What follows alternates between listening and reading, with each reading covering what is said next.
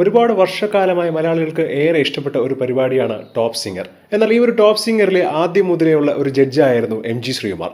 MG Sreekumar ഈ ഒരു ഷോയിൽ നിന്നും വിട്ടുപോയതിനെ കുറിച്ച് പല വിമർശനങ്ങളും ഉണ്ടായിരുന്നു. കാശ് കൂടുതൽ ചോദിച്ചു, അതുകൊണ്ടാണ് അദ്ദേഹത്തെ ഈ ഒരു ഷോയിൽ നിന്നും ഒഴിവാക്കി എന്നുള്ള കമന്റുകളൊക്കെ സോഷ്യൽ മീഡിയയിൽ നിറഞ്ഞിരുന്നു. എന്നാൽ ഇപ്പോഴിതാ പല ആർട്ടിസ്റ്റുകളെയും വളർത്തി വഷളാക്കിയതിൽ തനിക്കൊരു പങ്കുണ്ട് എന്ന് പറഞ്ഞിരിക്കുകയാണ് ഇപ്പോൾ ഫ്ലവേഴ്സ് ടിവിയുടെ MD ആയ ശ്രീകണ്ഠൻ നായർ. കേരളത്തിലെ മിക്ക ആർട്ടിസ്റ്റുകളും ₹1 പോലും ടെലിവിഷൻ നിർമ്മാണത്തിനോ സിനിമാ നിർമ്മാണത്തിനോ കുറയ്ക്കാൻ തയ്യാറല്ല. സത്യം പറഞ്ഞാൽ ഒരു ആത്മവിമർശനം എന്നുള്ള നിലയിൽ ഞാൻ കാണുന്നത് പല ആർട്ടിസ്റ്റുകളെയും വഷളാക്കി എന്നതാണ് സത്യം. കാര്യം അവർക്ക് അർഹതപ്പെടാത്ത പണം നമ്മൾ വച്ചു നീട്ടുകയും അതവർ പിൽക്കാലത്ത് ഒരു അവകാശമായി മാറ്റുകയുമാണ് ചെയ്തിട്ടുള്ളത്. ഈ അടുത്തിടെ പോലും ഒരു ആർട്ടിസ്റ്റ് എന്നോട് പറഞ്ഞു അയാൾക്ക് കുറച്ചുകൂടി കാശ് വേണമെന്ന്. ഞാൻ പറഞ്ഞു നിങ്ങളുടെ കാശ് ഇപ്പോൾ കുറയ്ക്കാനേ മാർഗമുള്ളൂ എന്ന്. നമ്മൾ ഓരോ ടെലിവിഷനിൽ വരുന്ന ഓരോ പ്രോഗ്രാമിന്റെയും വരവും ചെലവും കണക്കൊക്കെ അദ്ദേഹത്തിന് പറഞ്ഞ് മനസ്സിലാക്കാൻ ശ്രമിച്ചു.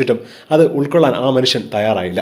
പിന്നീടാണ് എന്റെ അക്കൗണ്ടന്റ് പറയുന്നത് ഏകദേശം 10 കോടി രൂപയാണ് ഈ മനുഷ്യന് ഓഫീസിൽ നിന്നും കൊടുത്തിട്ടുള്ളത് എന്ന്. സത്യം പറഞ്ഞാൽ 10 രൂപ പോലും ഈ ഒരു സ്ഥാപനത്തിന്റെ മെയിൻ ഇൻവെസ്റ്റർമാനായ ഗോകുലം ഗോപാലിന് കിട്ടിയിട്ടില്ല എന്നതാണ് സത്യം.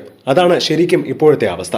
എന്നിട്ടും കാശ് കൂടുതൽ വേണം, കാശ് കൂട്ടി തന്നാലേ ഞങ്ങൾ വരൂ എന്നൊക്കെയുള്ള ധാരണയാണ് ചിലർക്ക്. എന്നാൽ ശ്രീകണ്ഠൻ നായരുടെ അഭിമുഖം കഴിഞ്ഞതിന് ശേഷം ഒരുപാട് പേരാണ് കമന്റുമായി വരുന്നത്, അതായത് ഈ പറഞ്ഞത് MG ശ്രീകുമാറിനെ ഉദ്ദേശിച്ചുകൊണ്ടാണോ എന്ന്. അദ്ദേഹത്തെ തിരിച്ചു കൊണ്ടുവന്നാൽ ഏറ്റവും കൂടുതൽ നന്നായിരിക്കും ആ ഷോ എന്നുള്ള അഭിപ്രായവുമുണ്ട്. എന്താണ് ഇതിനെക്കുറിച്ചുള്ള നിങ്ങളുടെ അഭിപ്രായം? എന്താണ് മറക്കാതെ കമന്റ് ചെയ്യുക. ഒപ്പം ഈ വീഡിയോ ലൈക്ക് ചെയ്ത് മറക്കാതെ സബ്സ്ക്രൈബ് ചെയ്യുക.